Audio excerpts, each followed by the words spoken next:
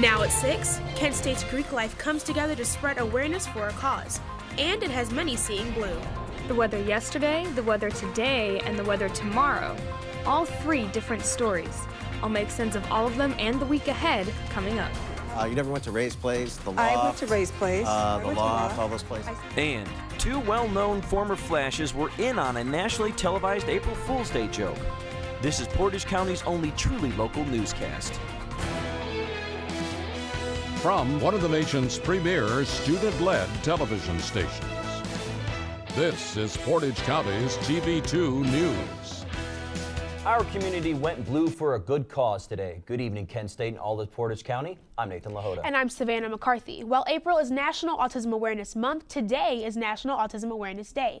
The Kent State Greek community got together to spread the awareness. One of their tactics, decorating their houses blue. TV2 reporter Emily Crilly joins us on Main Street in front of the decorated homes. Emily? Greek letters like the ones you see behind me set apart fraternity and sorority houses. But today, these houses are coming together and they'll have you seen a little blue. Today is World Autism Awareness Day, and in honor of the disability that affects 1 in 68 children, campus fraternities and sororities will be decorating their houses today in blue, the color for autism awareness. Last year we put a big table out in our front yard that said honk for autism awareness. So we had a big balloons all over our roof and just streamers and just blue signs and just blue decorations. Tonight's decorating is a part of the Light It Up Blue campaign, a contest being held by the Alpha Zeta Delta sorority, who last year raised over $25,000 for the advocacy group Autism Speaks. Alpha Zeta Delta members will vote tonight to decide which house is decked out with the most blue. While tonight's winners will be awarded with philanthropy points, the real reward is spreading autism awareness. Tonight is all about raising awareness for Autism Speaks, which is a rising disorder that's all throughout the world that we want to help fight for, raise as much money as we can. This past fall, the Greek community raised over $37,000 for Autism Speaks. Judging for today's competition is happening right now, but I will tell you it's going to be hard to beat the fraternities on Main Street. There's definitely no shortage of blue out here today. For TV2 News, I'm Emily Crilly. Thank you, Emily. However, it wasn't just the fraternity houses that were decorated. The sororities joined in too. TV2 reporter Max Fleck joins us from Fraternity Circle. Nathan and Savannah, I am standing outside of the Alpha Phi Mansion where they have decorated blue for Autism Awareness Day. Right beside me is Phi Chapter President Kaylee Schaefer. Now, Kaylee, why all the decorations? AZD hosts Light It Up Blue every year for autism awareness. So every chapter house decorates their house blue, and then AZD drives around at 7 p.m. to view the decorations. And what else are you doing for autism awareness? On Friday's Football Frenzy, Alpha Phi has 2 teams participating, and it's a football tournament for awareness and funds. And how often do the Greek life do events like this? Every chapter hosts an event, so there could be one every week, and we all go to support each other because it's important to raise more money and support each other in the Greek community. Thank you so much. Back to you, Nathan and Savannah. Thank you, Max. Kent State students were seen in blue today for a cause. Hannah Thornberry has more on the story. Thanks, Nathan.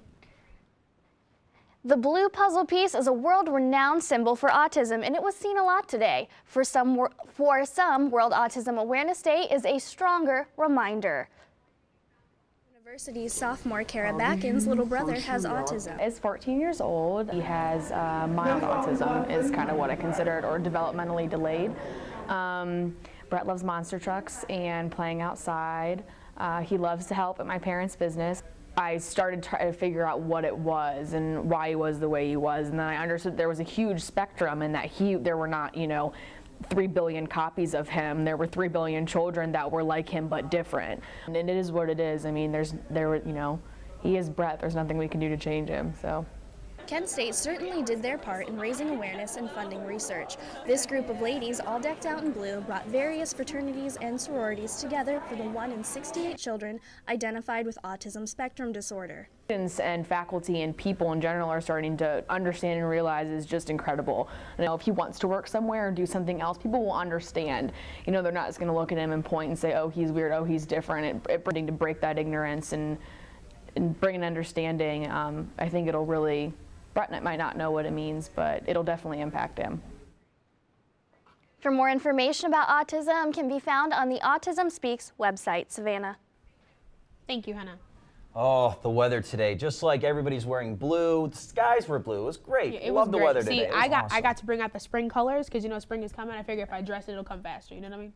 It's a good theory. I'm glad you tested it because it seemed to work. So I think so. Jennifer Roberts joins with a first look at our forecast. Thank you, Savannah. Now, our temperatures around the area right now are pretty varied. You'll see that up in Sandusky, they are at 45, but reaching 58 in Mansfield. Cleveland is at 40 degrees, the coldest of our temperatures in the area. 60 in Dover, and right here in Kent, we are at 56 degrees, and there isn't too much humidity or wind in the air right now, so it feels still and actually very warm, like that beautiful day that we had earlier today. And it's only going to stay nice for a little bit. We are getting some rain headed our way. You'll see on our local radar that we have some rain moving towards us. It's actually more toward the south of Ohio right now, but it should be starting to hit us later tonight, probably into tomorrow, and kind of gaining some momentum as the day goes on tomorrow. Now, coming up in my forecast, like I said, we have some rainy days headed our way, but they won't last too long, hopefully. The temperatures are up and down for the next week, which to me spells spring weather. There's no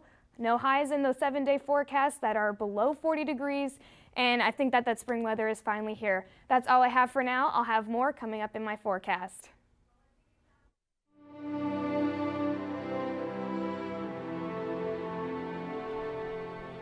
much like a phoenix, Garrettsville is rising from the ashes. The small village is starting the cleaning and rebuilding effort of the Buckeye Block, and you can witness it live on the internet.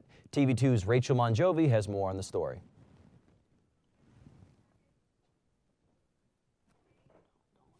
Thank you, Nathan and Savannah. As Garrettsville continues to bring peace back into the town, a webcam was placed in this building behind me for the world to see as they rebuild what was once their home.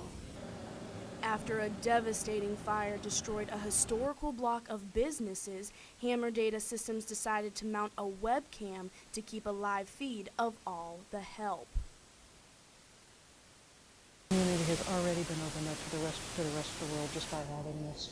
We've been amazed. Just according to the little counter on Facebook, this link has been seen by almost 12,000 people. What's great about this webcam is that when you access it on the computer, you can pick which direction you want the camera to go. Whether it's left, right, up, or down, you can see the area that was affected by the fire and what is being done to help it. It's comforting to know that something is going on. We're not just sitting still. I think it's a positive thing to see that, yes, we're cleaning up, we are moving forward, there's going to be a plan. And I hope they keep it up through the rebuilding process. Garrettsville is still open, we're still here, we're still strong. You can visit the live webcam feed at garrettsvillearea.com/webcam, and to make a donation, go to garrettsvillearea.com for more information. Reporting in Garrettsville for TV2 News, I'm Rachel Monjovi. Back to you, Nathan and Savannah. To come together in hard times. After a fire swept through a block of the village's historic downtown last week, fundraisers and donations are not stopping. Some of the donations have come from California, Texas, and even Australia. Garrettsville Mayor Rick Patrick thinks it will just take time to rebuild.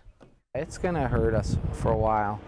But right now, everybody, most of the offices that were down here, attorneys and so forth, and the barber and the hearing aid, they're being relocated. Everybody down here was just like a big family. They all knew each other and worked together, and it was good. As of now, there are more than 30 verified support efforts for Garrettsville. Mayor Patrick says this is necessary to make sure donations are going to the right cause. TV2 is holding a food drive to benefit the Nelson Garrettsville Community Cupboard, which suffered from the fire last week. Garrettsville is a community that is truly Portage County, and we encourage you, our community, to help them out. To participate, you can bring canned and non-perishable food or toiletries to the Kent State Media Office, room 205 in Franklin Hall on the KSU campus. The box is going to be there through the end of the week. Switching gears here, Kent State undergraduate student government announced the planned lineup for Flash Fest on Twitter. This year's events will feature the band Capital Cities. The band is most famous for their song Safe and Sound. Flash Fest will also feature Ab Soul, Scavenger Hunt, Evan Evolution, and Dominic Parisi. Flash Fest will be held Thursday, April 24th, and generally has free admission. For more information, be sure to follow TV2KSU on Twitter. After being accused crashing his SUV into the back of an Amish buggy, a Portage County man pleaded not guilty in court on Tuesday. 42-year-old Douglas Learn of Manaway was arraigned on the list of charges that included aggravated vehicular homicide and driving under the influence of alcohol. His bond is currently set at $75,000. Well, a Streetsboro man went missing Monday and was found dead on the next day in Rootstown, not far from where he was last seen Saturday night. 25-year-old James Goggin was found around 9 a.m. Tuesday in a swamp north of Cary Drive in Rootstown. While there, no immediate signs of foul play. The death remains under investigation. Meth is making headlines in Portage County yet again. Charges are pending against several people allegedly involved in manufacturing an illegal, toxic methamphetamine in Atwater. Portage County Sheriff David Doak said the agents are acting on a tip and found several meth labs with chemicals used to manufacture the drug. The detectives conducted a follow-up investigation at a home in Randolph. Charges may be filed against the homeowner and others that live there. Still to come on TV2 News, April Fools. Jim Carrey found a new show, and a host was visited by a fellow Golden Flash. But when we return, we have an update on the life-taking earthquake in Chile.